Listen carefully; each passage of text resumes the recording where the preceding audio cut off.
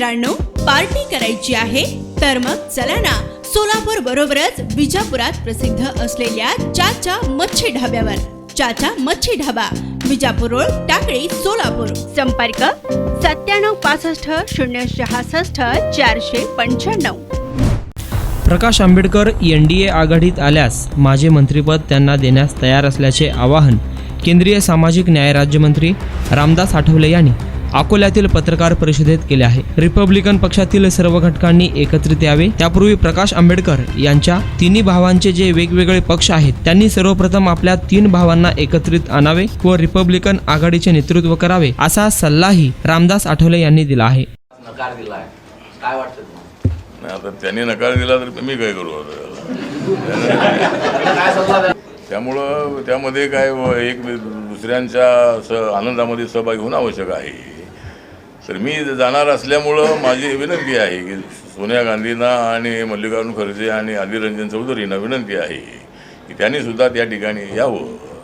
आणि जर ते या राम मंदिराच्या उद्घाटनाला आले नाही तर येणाऱ्या निवडणुकीमध्ये मतदारांनी त्यांच्यावर बहिष्कार टाकावा, अशा पद्धतीची आमची मागणी आहे. जर तुम्ही हिंदू आहात तर तुम्ही इथं BJPचा कार्यक्रम आहे असं म्हणून चालणार नाही.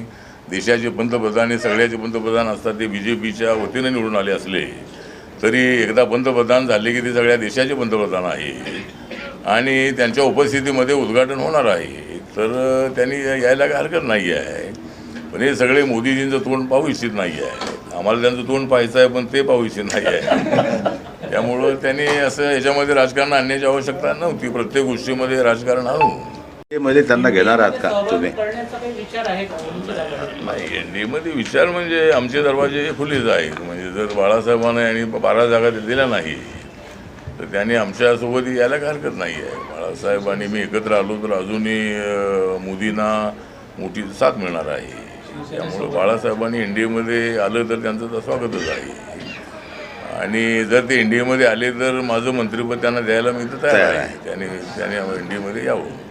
आम्ही महाराष्ट्रामध्ये मागणी करतो की आमचा पक्ष हा गावागावामध्ये आहे. आमची थोडी मतं असतील, आमचे किती आमदार खासदार आहेत त्यापेक्षाही मतदार आमच्यासोबत आहेत. RPIमध्ये किती गट असले तरी माझा गट हा गावागावापर्यंत पोचलेला आहे. आणि त्यामुळं आम्हाला एक मंत्रिपद मिळायला पाहिजे होतं. ज्यावेळेला सरकार आता एकनाथ शिंदे आणि देवेंद्रजीचं आलं त्याच वेळेला RPIला एक मंत्रिपद द्यायला पाहिजे होतं. पण देवेंद्रजी म्हणाले की आम्हाला छोटं मंत्रिमंडळ बनवायचं आहे, विस्ताराच्या वेळेला आम्ही नक्की तुमचा विचार करू. आणि आमचा विस्तार राहायला बाजूला आणि अजितदादांचा विस्तार झाला. त्यामुळं तर माननीय बाळासाहेब आंबेडकरांनी मांडलेला जो प्रस्ताव आहे की 4 पक्षांनी 12-12 जागा घ्याव्या, तर तो प्रस्ताव अत्यंत चांगला आहे. त्यांच्या प्रस्तावाला आमचा पाठिंबा आहे. आणि महाविकास आघाडीने 12-12 जागेच्या संबंधामध्ये विचार करायला हरकत नाही आहे. नाही, अकोल्यासाठी आम्ही दावा करणार नाही, कारण ही जागा आम्ही प्रकाश आंबेडकरांना सोडलेली आहे. त्यामुळे सोडलेली आहे म्हणजे आम्ही काय तिथं अकोल्यासाठी आम्ही काही प्रयत्न करणार नाही. पण पुढे असेंब्लीला वगैरे आम्ही एखादी जागा मागू, परंतु इतर ज्या लोकल बॉडीज आहेत त्याच्यामध्ये आमचा प्रयत्न राहील. त्यामुळं अकोला जागा काय आम्ही मागणार नाही आहे. आगामी